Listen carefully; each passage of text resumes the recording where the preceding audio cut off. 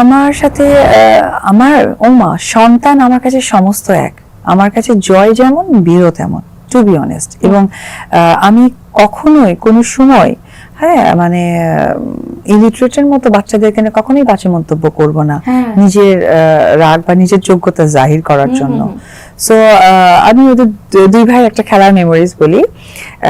সাকিবের ওখানে হচ্ছে ইয়ে আছে, একটা সাইকেলিং আছে, জিমের একটা সাইকেলিং আছে, হ্যাঁ এক্সারসাইজ করার।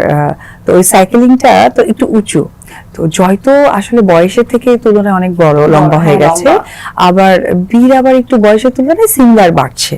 জয় যেমন খুব টাস টাস করে লম্বা হওয়া বেবি, ও সিমিলার ভাবে বাড়ছে। তো ওই জায়গা থেকে তো ও সিটে বসে, জয় সিটে বসে সাইকেলটা চালাতে পারছে। এখন বীরও সিটে উঠেই সাইকেল চালাবে।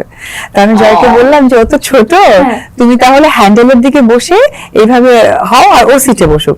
আর ও তার সিটে উঠতে পারছে না, পরে আমি ওকে কোলে নিয়ে বীরকে কোলে নিয়ে সিটে বসাই দিছি। এখনো সিটে বসছে ঠিক আছে, আর ও এখন জয়ের মতো পেডাল করবে। এই যে এখন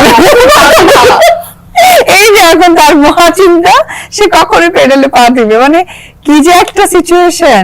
আর জয় আরো পেডালে পা না, তুমি সিটে বসছো মানে প্যাডেলটা আমার, সিট ওকে দিয়েছে, আমি প্যাডেল তো ওকে দিবে না।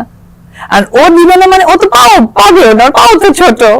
কি যে একটা অন্যরকম একটা লেভেলের মজা। আমার দিদি